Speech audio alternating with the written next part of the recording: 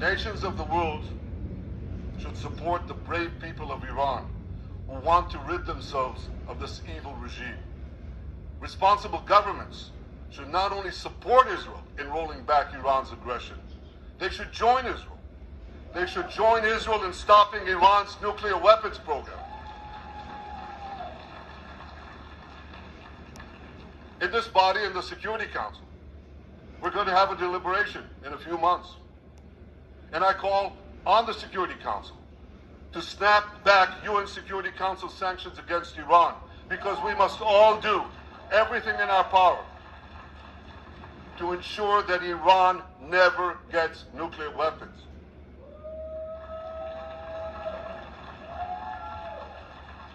For decades, I've been warning the world against Iran's nuclear program.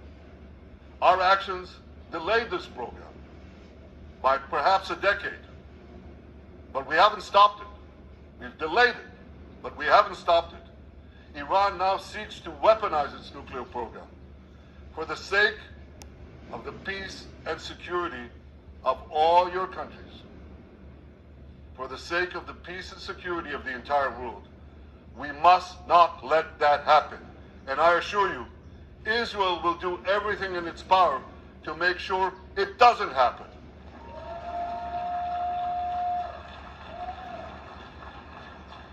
So, ladies and gentlemen,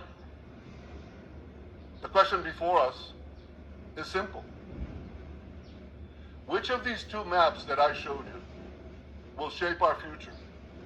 Will it be the blessings of peace and prosperity for Israel, our Arab partners, and the rest of the world?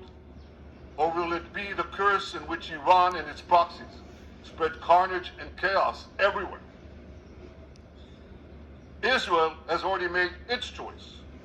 We've decided to advance the blessing. We're building a partnership for peace with our Arab neighbors while fighting the forces of terror that threaten that peace. For nearly a year, the brave men and women of the IDF have been systematically crushing Hamas's terror army that once ruled Gaza.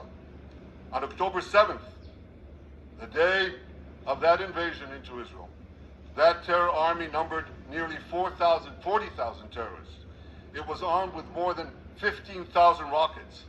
It had 350 miles of terror tunnels, an underground network bigger than the New York subway system, which they used to wreak havoc above and below ground.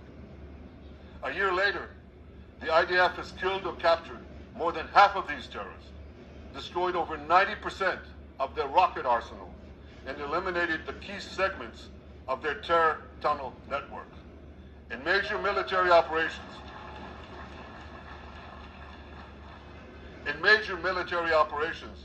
we destroyed nearly all of Hamas's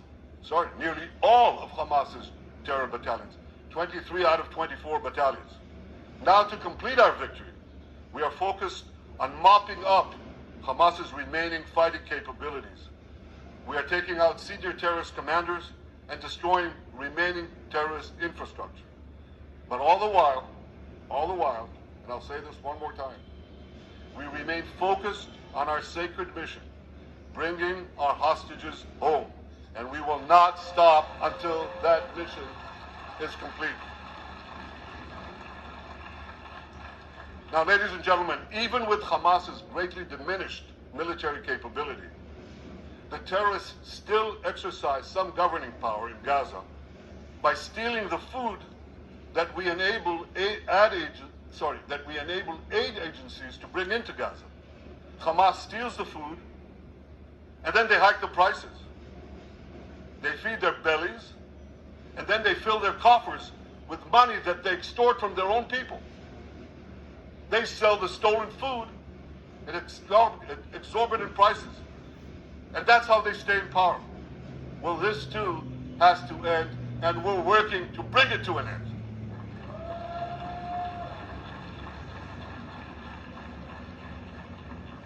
And the reason is simple. Because if Hamas stays in power, it will regroup, rearm, and attack Israel again and again and again, as it is vowed to do. So Hamas has got to go.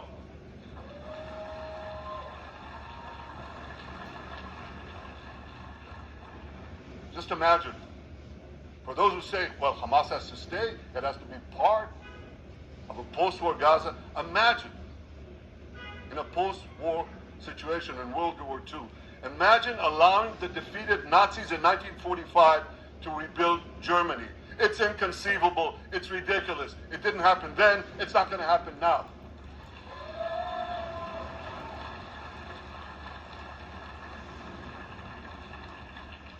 This is why Israel will reject any rule for Hamas in a post-war Gaza. We don't seek to resettle Gaza. What we seek is a demilitarized and de-radicalized Gaza. Only then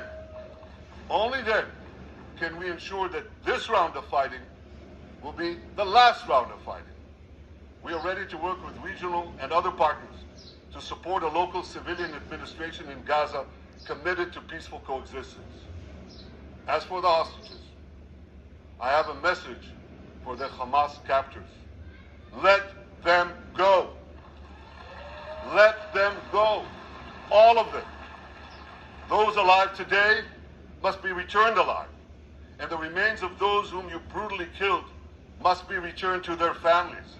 Those families here with us today and others in Israel deserve to have a resting place for their loved ones, a place where they can grieve and remember them.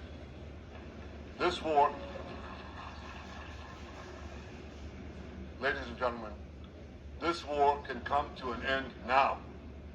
All that has to happen is for Hamas to surrender, lay down its arms, and release all the hostages.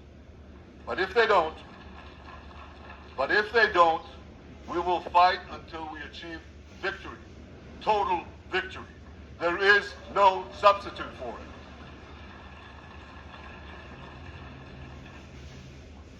it. Israel must also defeat Hezbollah in Lebanon. Hezbollah is the quintessential terror organization in the world today. It has tentacles that span in all continents. It has murdered more Americans and more Frenchmen than any group except bin Laden. It's murdered the citizens of many countries represented in this room. And it has attacked Israel viciously over the last 20 years. In the last year, completely unprovoked. A day after Hamas massacre, on October 7th, Hezbollah began attacks against Israel, which forced more than 60,000 Israelis on our northern border to leave their homes, becoming refugees in their own land. Hezbollah turned vibrant towns in the north of Israel into ghost towns. So I want you to think about this in equivalent American terms. Just imagine if terrorists turned El Paso and San Diego into ghost towns. Then ask yourself, how long would the American government tolerate that? A day? A week? A month? I doubt they tolerate it even for a single day. Yet Israel has been tolerating this intolerable situation for nearly a year. Well, I've come here today to say, enough is enough.